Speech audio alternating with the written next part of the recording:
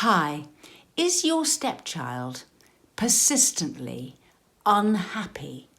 And try as you might, they won't budge from being quite difficult to manage?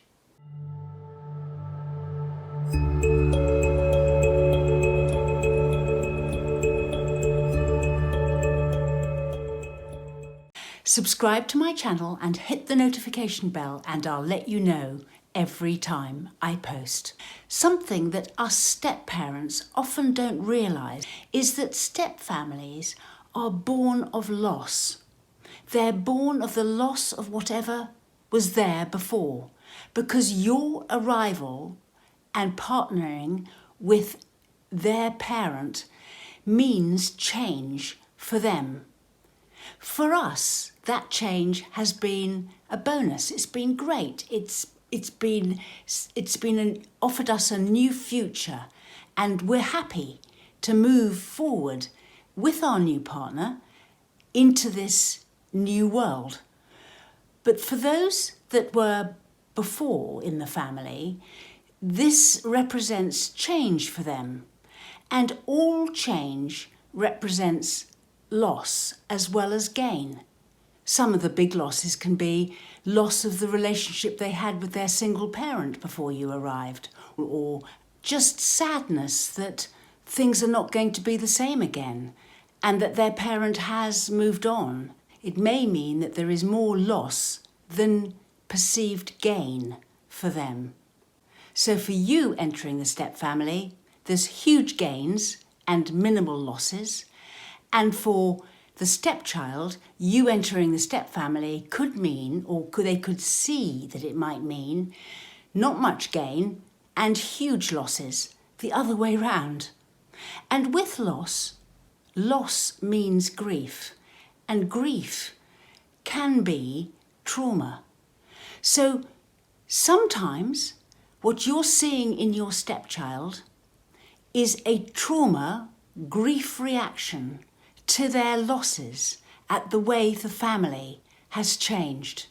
And then to compound that, their parent may be happy to move on and the child feels alone. And it's very difficult for them to understand it. They don't, or even cope with it. All they know is that they dig their heels in and they resist the change, and they can become quite low about it. They can be obstinate, object to things, for no reason be quite moody, be quite sulky, be non-cooperative. They can not know why they're feeling this. They may be very unfamiliar with this response they're giving. They don't understand it themselves either. They've never felt this strongly about it. They can't express it in words. But this is worth knowing as a step-parent, because it makes having stepchildren a very different experience from a traditional family environment if you were to just move into it. Because normal children who haven't experienced loss, grief, trauma won't be responding like this. And yet sometimes you can move in as a step family and a step parent and find that these children are really difficult to manage, and it seems as though you can never make them happy. And a lot of the time that's true, because for every time something happy happens, the child is regretting that it isn't taking place in what was the arrangement before. And now they've got to pretend to be happy in a step family instead. So every happiness can be tinged with equal unhappiness. I remember my own brother being made captain of the football team the term after my mother died, and he should have been normally delighted with that, but he was incredibly sad. He was never able to tell his mum the good news, and it was forever tinged with incredible sadness. So what can you, the step-parent, do about all this? Well, it's very difficult, I'll grant you. But one of the things is to be realistic about how much you can expect from your stepchildren. Often you can put a lot of energy and care into making them happy or want to accept the new stepfamily situation. And that's great. But if you meet resistance, then there's no point in hoping that they're just going to become happy. They need to process the stuff that's unhappy in order to feel okay about moving forward with you into the stepfamily. So often it's about acknowledging their unhappiness, making sure that their unhappiness is heard. It's not about having a wonderful time all the time and being totally positive.